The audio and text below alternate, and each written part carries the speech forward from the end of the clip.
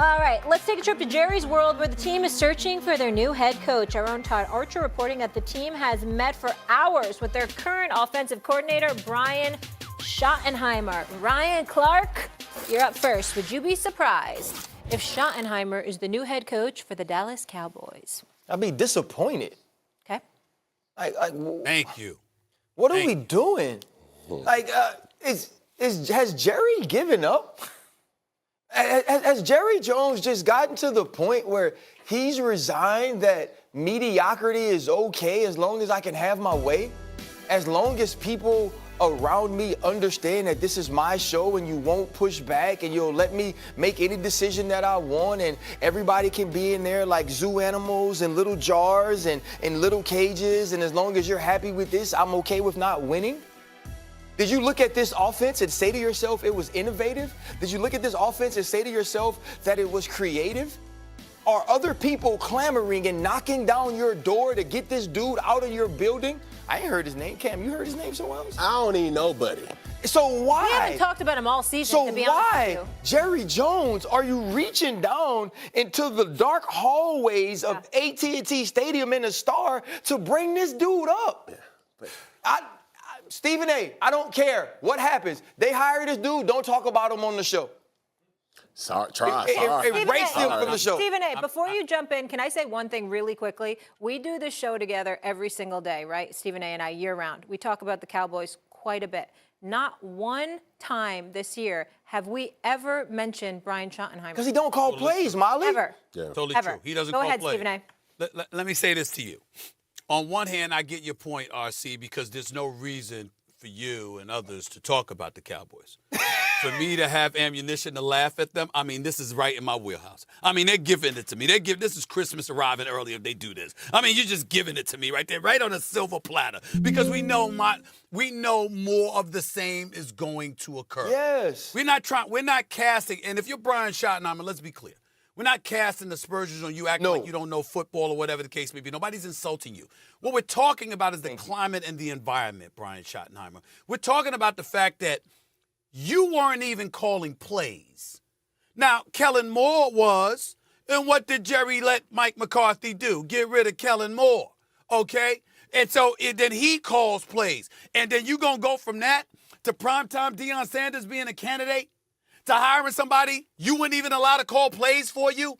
You've given the Dallas faithful no source of inspiration whatsoever. I almost can't believe it's on the verge of happening.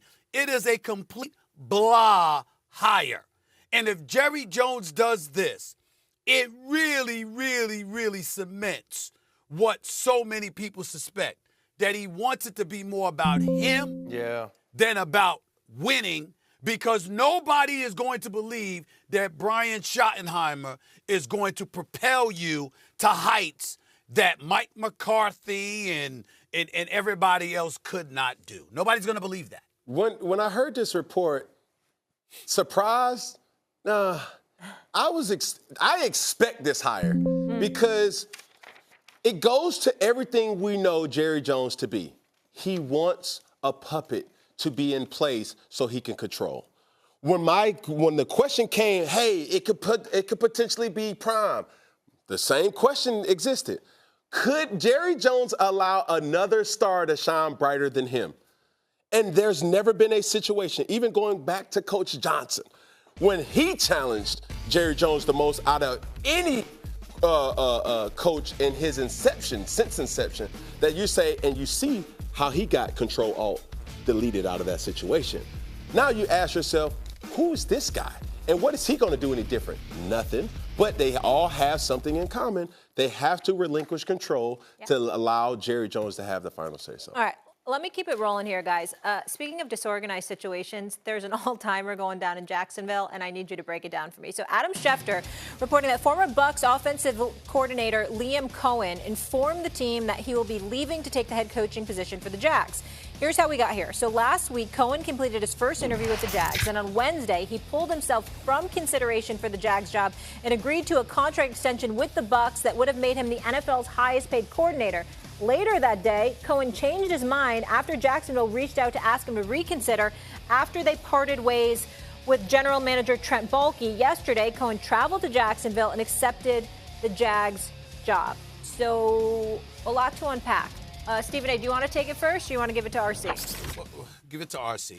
RC? So this is the reason Trent Baalke was fired, though, because in Jacksonville, they were looking at some of these people they wanted to hire, from the Ben Johnsons, the Liam Cohens, and they were getting the same response. Yes, I want to be here. I like the job. I love Trevor Lawrence. I believe this is a place I can thrive, but I don't like the guy making decisions on the roster. And so eventually they get to the point to where they realize, okay, we aren't going to get a big-time coaching candidate unless we do something at the general manager position. So they make that move, and now you have to start to sweeten the pot for Liam Cohen. You have to start to give him things and put other stuff in this contract that makes him feel like, okay, now I have more control. Now I know what I can do and how the input I can have on the roster. I know what I can do and have the input on the organization. We just built a new facility. And so now all of these things are happening, and Liam Cohen is like, okay, this is going the way I want, but I've already said that I'm not taking this job. So now he has to throw the Tampa Bay Buccaneers off the smoke screen so he can go get this deal done. And that part of it is what it is. But for the Jacksonville Jaguars, this is a win. Yeah. You had a guy who didn't want to be a part of your organization, made changes in order to get him, and now you were able to do so. Yeah, this is what people must understand. Hey, football is no different than corporate, ladies and gentlemen. It's simple. If Stephen A., if Molly, if Cam, if RC walked into a studio and it was like, yeah, I'm cool, but who's going to all be there? Yep. We all get that text going to the party. Hey, who all there? First off, if I say who there, I ain't coming nowhere. I ain't coming regardless. I'm going to be like, who there? Oh, RC there? All right, I'll pull up. I'll think about it more. You see what I'm saying? So that's the difference. That's no different than in corporate or in any type of job situation. You go there, you say, yeah, I think I'm good on this one. And the famous words that was said to me from the late, great Jerry Richardson. He said, if it costs you your peace, it's too expensive. Amen. He went into the situation and observed the whole Jaguars organization and was like, I could take this job, but I'm not going to be wholeheartedly happy. Now you get rid of that potential cancer. It's like, okay, I'm back, y'all. Now, understanding that whole situation is no different than any other job situation, and that's what we have to understand. Listen,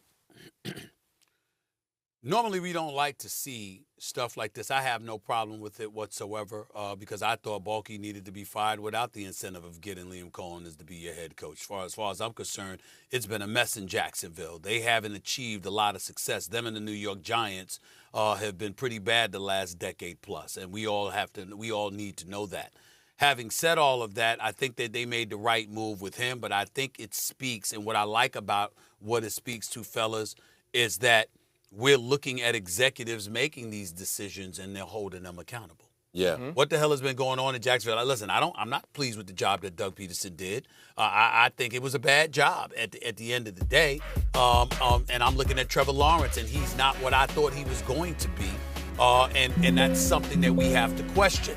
But how the hell do we do all of that and look collectively at the Jacksonville Jaguars and don't look at the GM? And so remember, if it wasn't for Liam Cohen, basically saying, I'm going to go back to Tampa, Baalke might still be there. Mm-hmm. Well, how'd that happen? What the hell is going on, Shad Khan, that you can't see that this man needed to be out the door even before you thought about hiring Liam Cohen? Because he should have went right out the door with Peterson. You could clearly see there needs to be wholesale changes. So we might not like it, but I think the attention that's being brought to bear down upon executives, especially in a sport like football that has so many tentacles, that has so much, it's so complicated, there's so many things to do. You got to have the right person at the top making good decisions. You can't be keeping them on board and selling to the public that you're moving in a forward direction when their behinds are still there. Nah, I support what they're doing. Stephen A., but this, to me, this goes back to your point about Antonio Pierce. And you spoke about Antonio Pierce and you said you're supposed to kind of sit on the sideline and be grateful for the job. Liam Cohen was like, I ain't finna be grateful for the job. I'll go back to Tampa Bay, I'll get big bank, and I'll wait for my next chance. You guys just spoke to Ben Johnson, the same with him. People have been trying to lure him away from Detroit for the last 2 years, and he didn't want to do that. And this goes down to satisfiers and optimizers. See, there are those people who are like, hey, if I got 80% of it or 85% of it and it feels good to me, then I'm comfortable with that. And then there are the other people who see how quickly people move on from head coaches, how quickly coaches get fired and now have to go back to being coordinators and position coaches. They said, if I take that chance, if I move up and do this job, it's going to have everything I want and everything I feel I need to be successful. And so Liam Cohen said, if I can't optimize this job, if I don't feel this job gives me my full potential to win, I'll stay in Tampa Bay where it's the person and the place I know most. Well, the bottom line is this. Do you want the bag or do you want to win so you'll get the bag? Winners want to win so they'll get the bag. Yep. People that don't have that level of confidence just want to grab the bag because they don't believe that they'll ever have that opportunity to get that bag again. I ain't talking. Bringing it out of his end zone, Isaiah. And all deep in his own territory. He coughs up the football. That's what it is, baby. That's and what he it will is. score. Touchdown, Washington. John Bates. Excellent work there to get in on the touchdown run. And Washington has tied the ball game with the extra point still to come. Now it's Hopkins to add the extra point.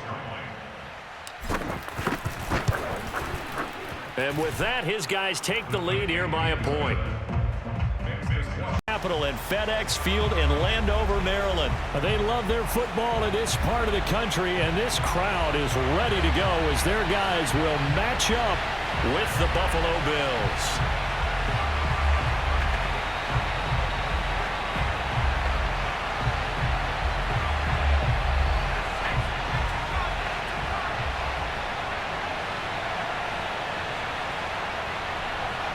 Two teams more than ready to get this one started. And we are underway from FedEx Field.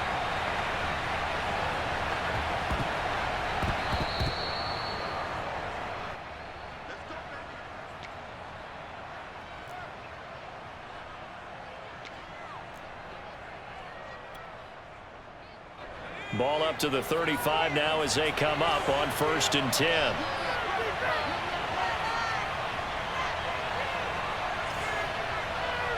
Pretty decent game. Other quarterbacks, they have a hard time getting past it and often put the ball up for grabs the rest of the ball game. And a productive gain out to the 14 after starting at the 7. It's a gain of 7. 7 yards the pickup there. 3 yards remain for 2nd down.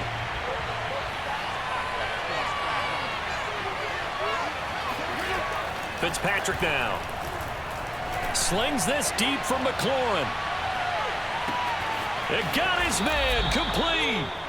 And all the way down to the 24-yard line. Quite a show of arm strength right there. That was in the air for a long time, and it was on target, too. And from where we sit, if you had told me that that ball was somehow going to get from point A to point B, I would have told you no way. I mean, that was an absolute cannon shot. And he still dropped it right on the money, too. And that ball traveling 68 yards in the air, according to next time. They'll try again, 2nd and 10. They'll fake the handoff. Now Smith. And he's taken down. This will be a Brown sack. Okay, you know my bias is about to come out here. A lot of people think that the offense is just moving in the wrong direction. I'd say they're moving in the right direction because the defense is pushing them back. Former defensive guy. Now, as a quarterback, 3rd and long, you really got to rally the troops here, don't you? Yeah, you're doing a big way, and what else do you have to look out for? More pressure coming at you because it seems to be working pretty well. 3rd and long, it's Smith escaping the pressure right. Slings this deep. This is caught inside the 15. And he takes it in. Touchdown, Washington.